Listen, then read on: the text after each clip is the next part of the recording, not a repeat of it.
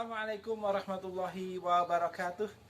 Bismillahirrahmanirrahim. Anak-anakku dan para pecinta ilmu biologi, kita ketemu kembali dan kali ini kita akan masuk pada Kingdom Animalia.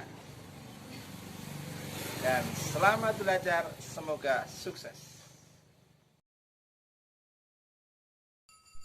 Tujuan pembelajaran: Kingdom Animalia memiliki beberapa ciri, yaitu yang pertama, merupakan organisme yang eukariotik dan multiseluler. 2. Bersifat heterotrof dan mendapatkan makanan dengan cara memakan makhluk hidup lain. 3. Hewan secara khas bereproduksi secara seksual. 4. Sel hewan tidak memiliki dinding sel. 5. Hewan memiliki respon yang cepat terhadap rangsang dari luar.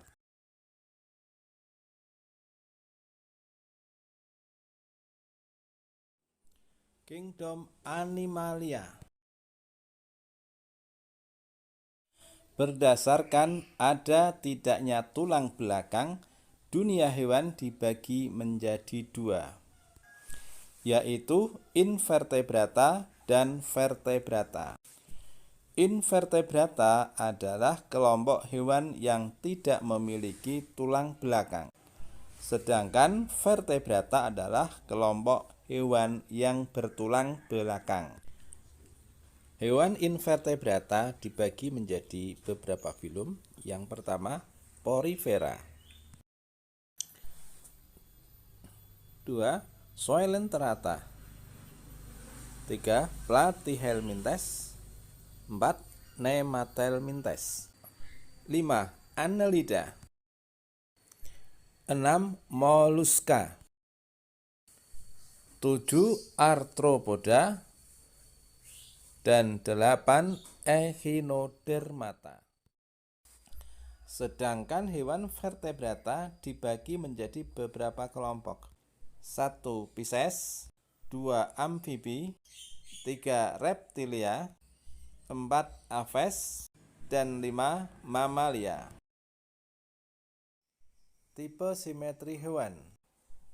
Dilihat dari tipe simetrinya, hewan ada 3 macam. Yang pertama, hewan asimetrik, yaitu kelompok hewan yang tubuhnya tidak memiliki simetri. Contohnya pada hewan spon atau porifera.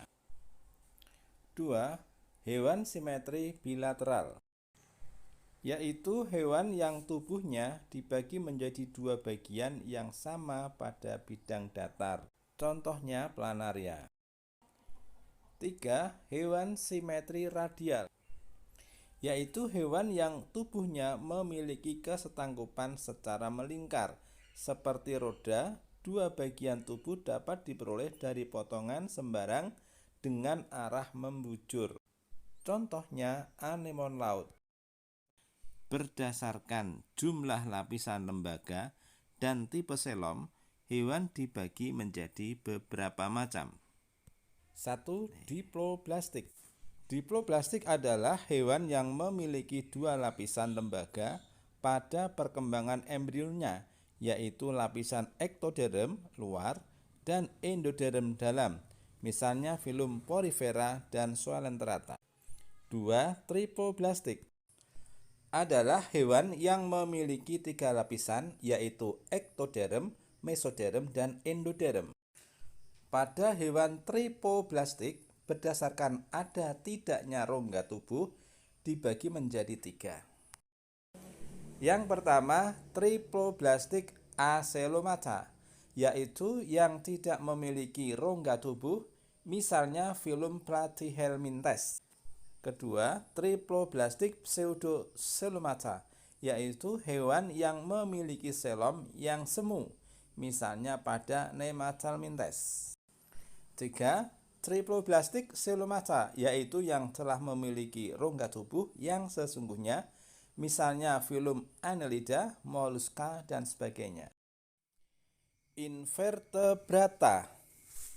Kita akan mempelajari filum-filum dari invertebrata.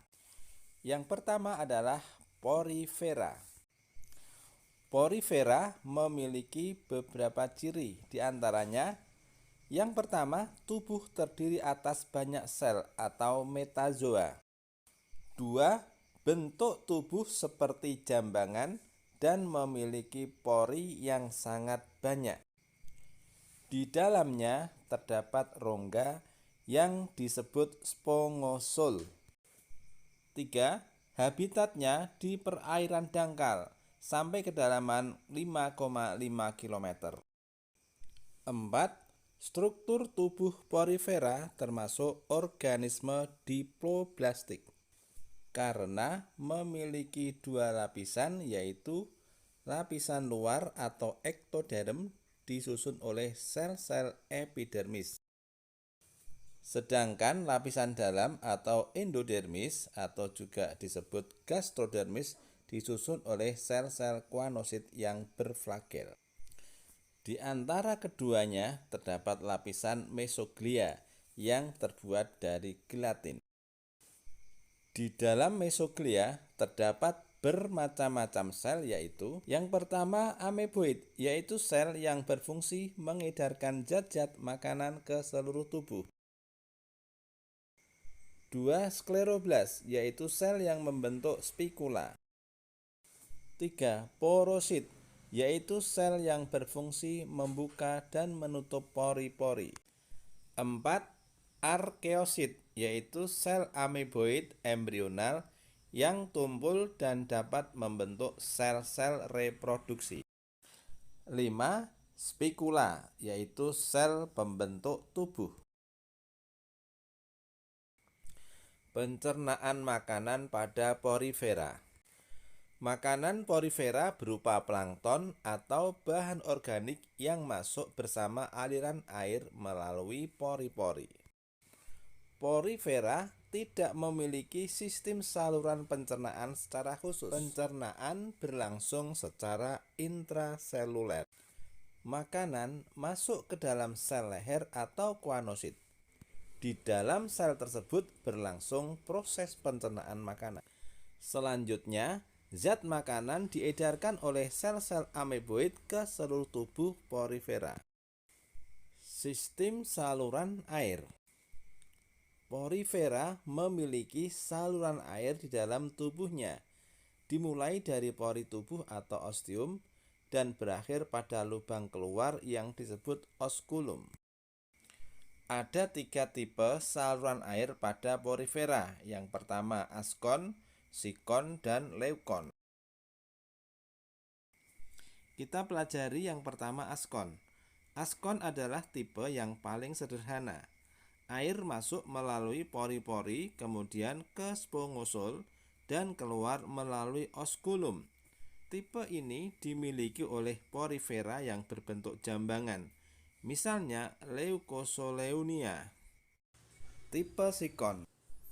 Urutan salurannya adalah ostium, saluran bercabang-cabang ke rongga-rongga sel kuanosit, spongosul, dan keluar melalui osculum. Contohnya adalah Skipa. Tipe leukon merupakan tipe yang paling kompleks.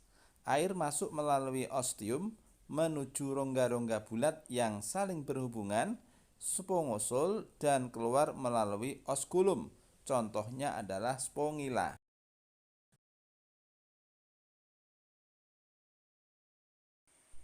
Perhatikan gambar ketiga tipe saluran air tersebut. Berdasarkan bahan rangka tubuh porifera dikelompokkan menjadi 1.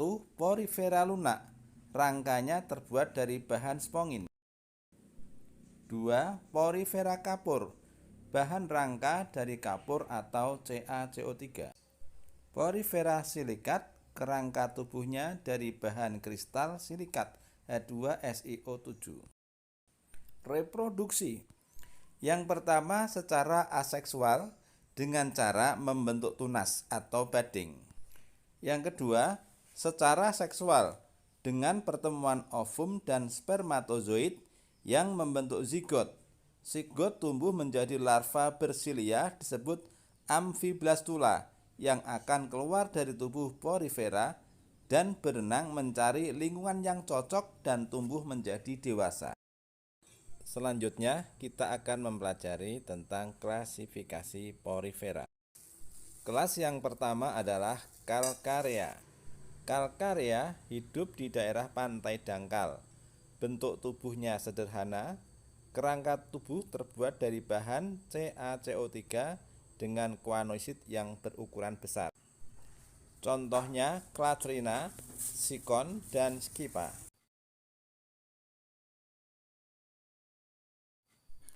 2. Kelas Hexactinelida. Habitatnya di laut dalam. Tipe saluran adalah askon, kerangka tubuh dari kersik atau H2SiO3, dan spikula berduri 6. Contohnya adalah Peronema, Hyalonema, dan Euplectella. Yang ketiga, kelas Demospongia. Umumnya hidup di laut, sebagian kecil di air tawar. Rangka tubuh dari zat kersik, spongin, atau campuran keduanya. Tipe saluran adalah leukon. Contohnya Spongilla, Euspongia, Siona, dan Microsiona.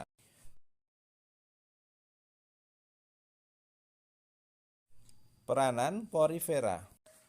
Porifera dimanfaatkan untuk produksi spons yang digunakan sebagai alat penggosok tubuh, waktu mandi, dan alat pembersih kaca.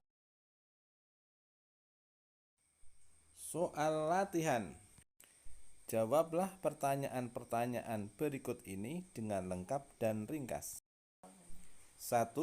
Jelaskan 3 ciri animalia. 2. Jelaskan pengertian hewan tripoblastik pseudocelomata. 3. Sebutkan filum-filum anggota invertebrata. 4. Jelaskan 3 ciri porifera. 6. Jelaskan urutan saluran air tipe leukon. Selamat belajar dan semoga sukses.